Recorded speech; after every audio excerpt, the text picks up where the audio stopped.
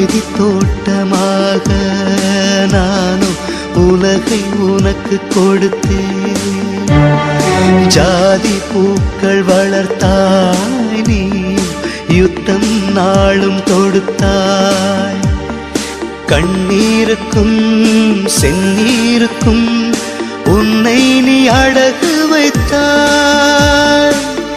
சிலுவை வழி மீட்பு என்றே சிந்தையில் நீ ஏற்கவில்லை.